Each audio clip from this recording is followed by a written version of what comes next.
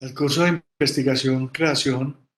en su unidad 2, indagar desde perfil original, presenta el tema 2, indagación, asimilación, analizar, interpretar y apropiar,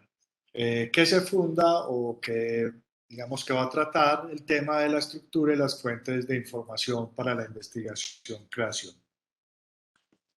Lo primero sería decir cómo busco información. Y para empezar a buscar la información, lo más importante es tener claridad hacia dónde, qué tipo de fuentes, cuál es la ruta que debo seguir para encontrar esa información que es válida e importante, que tiene una relevancia, digamos que importante para mi investigación. Porque si no, me lleno probablemente de mucha información que no tiene sentido o que me va a confundir y que va a dificultar el proceso de análisis de la misma. Por lo tanto, entonces lo primero que hago es una estructura de búsqueda, armo un mapa de categorías y de temas sobre los cuales defino los lindes y los deslindes categoriales, es decir, los márgenes y las posibilidades fugas que voy a, digamos que, permitirme en la actividad de recoger información para la investigación. Ahí, digamos que hay asuntos particulares que debo tener en cuenta para iniciar esa búsqueda de datos. El primero de ellos es el área de conocimiento. ¿En qué área de conocimiento estoy enfocando y centrando mi investigación? Por lo tanto, voy a buscar información solo de esa área de conocimiento o de esas áreas de conocimiento, porque pueden ser varias, pero las tengo claramente definidas. Eh, Determino de manera clara cuál es la especificidad del fenómeno o el objeto de estudio. Esto es clave y es, digamos, que un requisito anterior para poder, digamos, que avanzar sobre la búsqueda de información. Yo tengo que definir de manera muy puntual cuál es el objeto de estudio sobre el cual estoy trabajando, cuál es, digamos, que ese asunto acotado que ya no es el panorama general cuando hablábamos de el, mirar, sino que es más el asunto específico cuando hablábamos del ver. A partir de esa identificación, entonces puedo, digamos que, determinar cuál es el contexto social, político, cultural, artístico, local o internacional en el que se instala mi objeto de estudio, sobre el cual voy a indagar y, digamos que, a recoger información. ¿Cuáles son los márgenes temporales de los que me voy a ocupar en la investigación y de los que, digamos que, están demarcando el objeto de estudio sobre el cual estoy trabajando, el problema de investigación que estoy construyendo, si es en la actualidad, si es en los últimos 5 años, si se ocupa de este milenio que estamos comenzando, si es una investigación más de orden historiográfico y va a, digamos que, remontarse a una etapa determinada del siglo XX. ¿Cuál es, digamos que, ese margen temporal sobre el cual voy a trabajar y al que voy a buscar información? Márgenes geográficos y espaciales tienen que ver o se relacionan con el contexto, pero digamos que están enfocados puntualmente en determinar en dónde se va a hacer en clave de territorio, de espacio, esa investigación en Medellín, en la Comuna 14, en la colegiatura colombiana, en el aula de clase, determinar cuál es, digamos que ese margen eh, espacial sobre el cual se va a trabajar en la investigación y del cual se ocupa el problema de investigación para ir a buscar información que sea pertinente para ese espacio geográfico o espacial. Y los antecedentes históricos que están allí y que están, digamos que, determinando de una forma u otra ese objeto de estudio. ¿Qué ha pasado? ¿Cuáles son esos presupuestos con los que se cuenta? ¿Qué se ha estudiado en clave de ese problema de investigación del que yo me estoy ocupando? ¿Qué ha pasado en la historia? ¿Cómo ha venido transformándose esa situación o ese objeto que estoy observando, ese objeto de estudio? También es importante identificar los indicios, aquello que todavía no está claramente definido, los silencios, aquello que se calla, las derivas y los contagios. Y en ese orden de ideas es importante identificar las teorías relacionadas, las publicaciones que se han hecho al respecto, que tocan de manera directa o tangencial el tema y el objeto de estudio que yo estoy trabajando, los conceptos populares en relación con el objeto de estudio, aquello que la gente cree saber sobre ese asunto particular que yo estoy trabajando y sobre ese problema de investigación en el que me estoy enfocando, la información que ha aparecido en los medios, las investigaciones previas, como ya lo dije, presupuestos y prejuicios,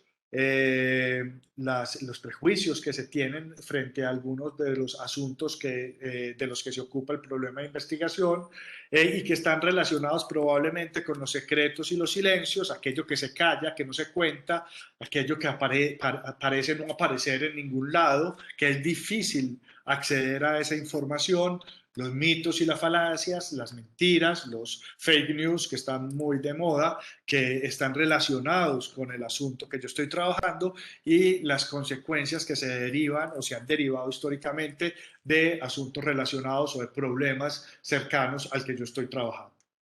Eso en principio me va a ayudar a entender cómo y dónde y de qué manera voy a buscar esa información que necesito. Y esa información va a empezar a aparecer de distintas formas. Y esas formas, digamos, o esos tipos de fuentes que me van a brindar a mí información, los vamos a denominar como fuentes primarias, secundarias y terciarias. Y vamos a empezar explicando las fuentes primarias. Las fuentes primarias de investigación son aquellas que contienen una información nueva y original y que son resultado de un trabajo intelectual de autor. Es decir, son aquella información que resulta de una propuesta original de aquel que nos está dando la información. Es información de primera mano, es información que puede estar ya publicada, pero que digamos que transcribe esa publicación, lo que hace es transcribir las palabras de su autor. En ese orden de ideas, esas fuentes primarias aparecen de distintos formatos, tanto en libros, publicaciones, revistas, investigaciones. No es un asunto del formato lo que define la fuente, sino el grado de originalidad de la misma. Algunas de esas fuentes primarias que registra, que son, digamos que testimonios y registros de testigos de un hecho o un evento o que hablan de manera original sobre aquello de lo que se está, digamos que sobre lo cual se está trabajando, sobre ese objeto de estudio que le interesa a mi investigación, son, por ejemplo, los archivos, principalmente los archivos, digamos que es la fuente primaria por excelencia, y muchos de ellos están compuestos por documentos originales, por diarios, novelas. La novela, en tanto, es una construcción original de un autor, sea ficcional o histórica o de cualquier tipo. Si estamos hablando de una producción novelada, eso implica que es una fuente primaria. Las fotografías de autor son fuentes primarias de información, minutas, el resultado de las entrevistas, por supuesto, la poesía, los apuntes de investigación, la correspondencia, sea análoga o digital, las publicaciones en redes de cualquier tipo, responden generalmente a fuentes primarias, a opiniones que se expresan a través de estas redes sociales, las noticias en clave editorial, los videos, las autobiografías, las memorias personales, las bitácoras, los mapas, los discursos, por ejemplo, los discursos de los políticos son una fuente primaria de información, los periódicos, los documentos oficiales de instituciones públicas o privadas, informes técnicos, patentes o normas técnicas. Este es el universo, pues, de las fuentes primarias de información, es decir, de aquellas que nos permiten acceder a unos datos, a unos testimonios, a unas construcciones teóricas, conceptuales, narrativas, que son de primer orden, es decir, que están elaboradas o que están siendo citadas a partir del autor que las construye, que las realiza. Es el resultado, un resultado de fuentes primarias o un asunto de fuentes primarias importante también es el resultado del trabajo de campo. Los trabajos, las bitácoras o los cuadernos de investigación, de registro de esas salidas de campo son, digamos que, una fuente primaria muy importante para la investigación-creación. El registro de las experiencias en clave de observación, cuando hablamos de investigaciones que tienen esa condición metodológica de observación-participación en las que uno es, digamos que, investigador y al mismo tiempo actor de la experiencia que se está investigando en clave etnográfica, son, digamos que lo que resulta de esa vivencia son fuentes primarias de información. Esquemas, dibujos, planos, mapas, diagramas, todo eso, incluso grabaciones de audio, paisajes sonoros, son fuentes primarias de investigación, de información. Las fuentes secundarias de información, digamos que son otra categoría grande que, digamos que encierra la información que ya está organizada de antemano por alguien más. Cómo alguien cogió esas fuentes primarias y las organizó de cierta forma para decir algo acerca de ellas. Hay una elaboración que va más allá del origen de esa declaración original que constituye una fuente primaria, y esa elaboración ya tiene, digamos que, una intención comunicativa, estratégica,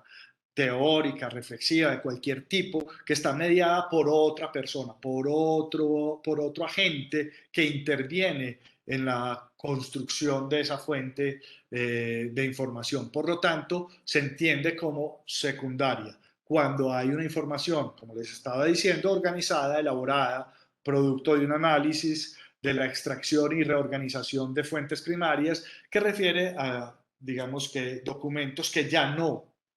son originales porque tienen esa intervención del autor y de la persona que está construyendo esa fuente secundaria. Hablamos en términos generales de fuentes secundarias, de bibliografía citada en revistas de resúmenes, de revisión, de reflexión teórica, crítica literaria y comentarios, enciclopedias, fuentes de información citadas en texto, bibliografías, ensayos, reseñas, antologías, libros o artículos que interpretan otros trabajos o investigaciones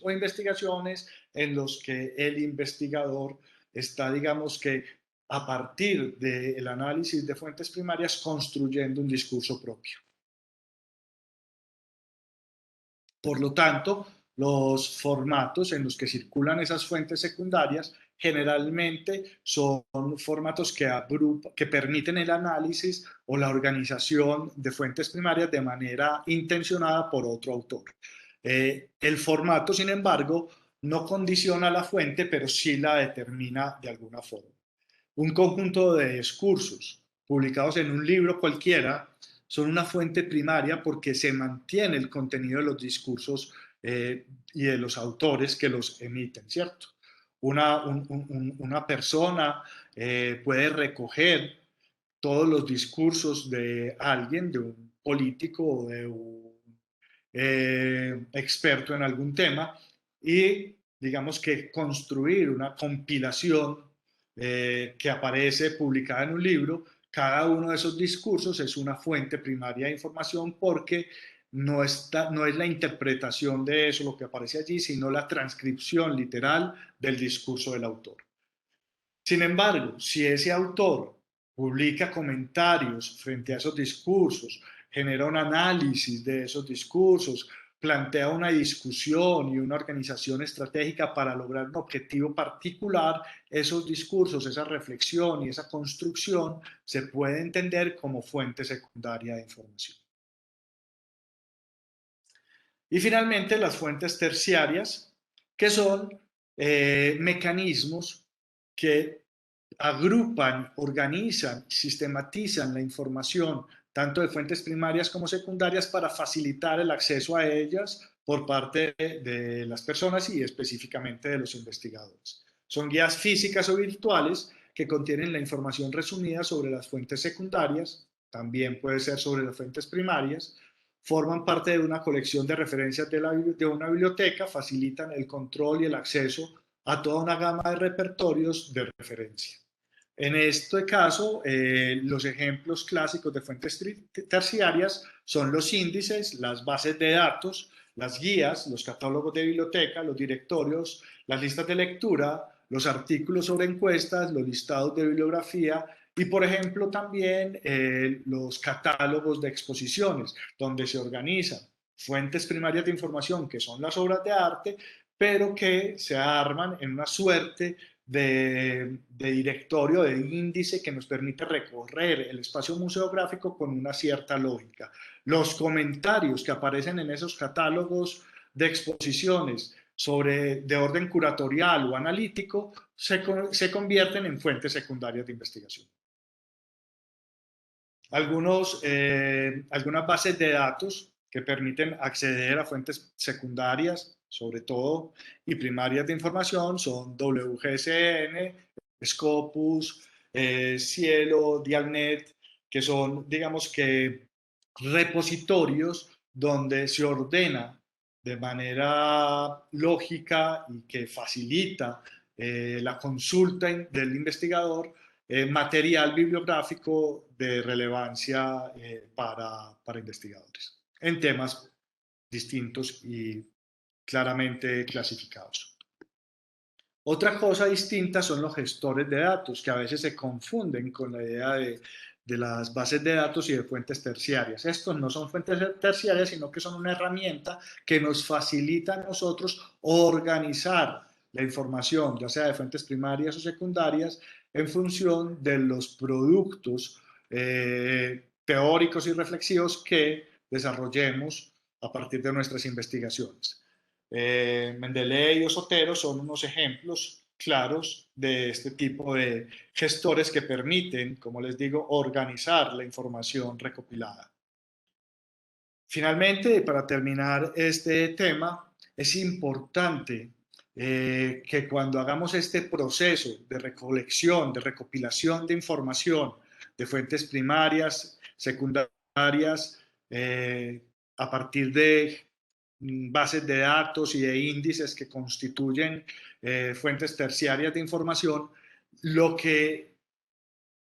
hallemos, nuestros hallazgos, los resultados de esta búsqueda, los sistematicemos y los organicemos y además los guardemos en distintos dispositivos, en la nube, en el computador, en un disco duro, en el teléfono, en la tablet, en el portátil y en el fijo, en distintos dispositivos para que no vayamos a tener pérdidas de información por accidentes. Es muy común ver que se daña un disco duro y pierdo todo el trabajo de la investigación. Es importante tener respaldo de esa información. Aquí quiero hacer, digamos que énfasis en esa idea del respaldo de la información porque nos cuesta mucho conseguirla, sistematizarla, organizarla y probablemente es mucho más fácil perderla por cualquier tipo de falla técnica o humana. Muchas gracias.